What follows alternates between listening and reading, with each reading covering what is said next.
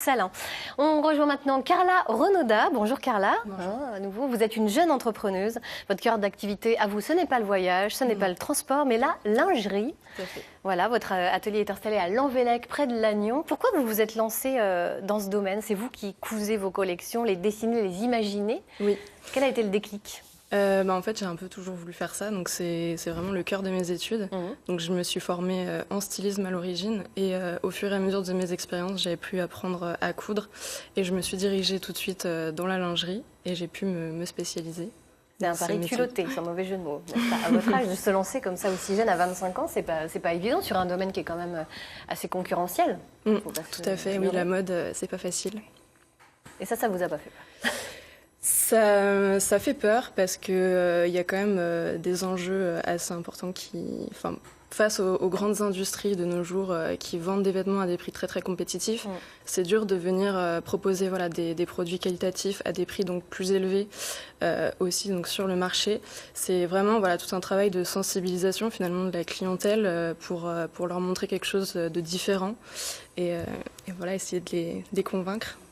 Alors vous osez tout, vous osez aussi sur le nom, parce que le nom de votre entreprise c'est quand même Gang de Fesses. On imagine que ça n'a pas forcément plu à tout le monde dans votre famille, c'est un peu provoque pour une collection qui veut être un hymne au corps et aux petits défauts en fait, c'est ça? Oui, c'est ça, tout à fait. J'essaye vraiment à travers de mes campagnes donc de mettre en scène toutes sortes de corps, de morphologies, de femmes en fait, pour que un maximum de clientes puissent se reconnaître et se trouver belles à travers ces photos. Alors, vous souhaitez aussi défendre votre identité bretonne, on le voit à travers ces collections rayées. Bretonne, forcément, ça fait écho en nous. Pourquoi vous êtes orientée vers ce style de motif, ce design La petite culotte bretonne, c'était un peu du coup à part. Donc il y a la dentelle, qui est un peu la gamme haut de gamme. Et j'ai voulu... de la dentelle de Calais. Hein. Oui, vous, tout à fait. Essentiel, pas de dentelle, la dentelle chinoise, française. Non, c'était vraiment un choix d'aller chercher la dentelle donc en France, comme la plupart de mes fournitures. Et à côté de ça, j'ai voulu donc créer une petite ligne que je prénomme le Gang breton. Donc vraiment en clin d'œil aux Bretons qui sont assez chauvins. Non, pas du tout. Pas du tout. Là, pourquoi vous dites ça?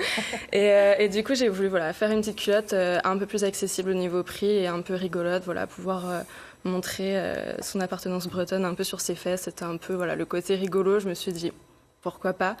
Et c'est vrai que ça fonctionne assez bien finalement.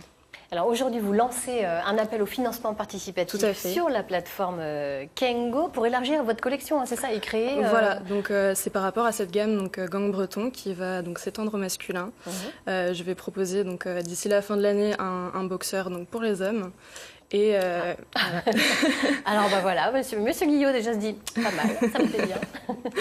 Donc voilà, un boxeur pour les hommes et donc deux nouveaux t-shirts, un nouveau t-shirt féminin et un nouveau t-shirt masculin également pour étoffer cette gamme. Alors l'objectif c'est de récolter 10 000 €, hein, c'est ça? C'est ça. À quoi serviront les dons? Alors en fait, la production va être lancée en usine, donc jusqu'alors c'est moi qui couds tout dans mon atelier.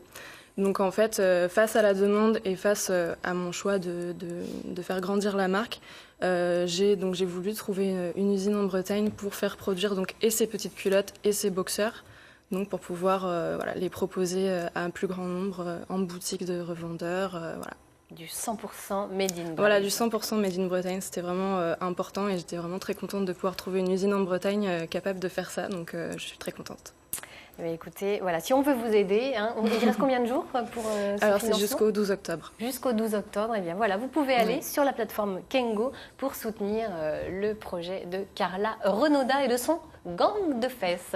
Ça vous inspire quoi les uns les autres, un projet comme ça? Faut oser quand même se lancer à 25 ans et faire du 100% français? Oui, surtout face aux grandes marques nationales et internationales, les gros réseaux de distribution. Qui est l'usine que vous avez trouvée? Alors ça s'appelle l'usine La Confection du Coglet. Donc il y a plusieurs usines, une du côté de l'Annester et une du côté de la Selle en Cogle.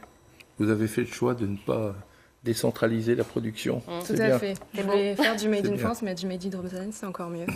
Et bien voilà, donc si vous voulez aider le Made in Bretagne, allez sur la plateforme kengo.bzh pour soutenir Carla. En cette rentrée, mes amis, maintenant on va se focaliser nous aussi sur le bio et l'environnement.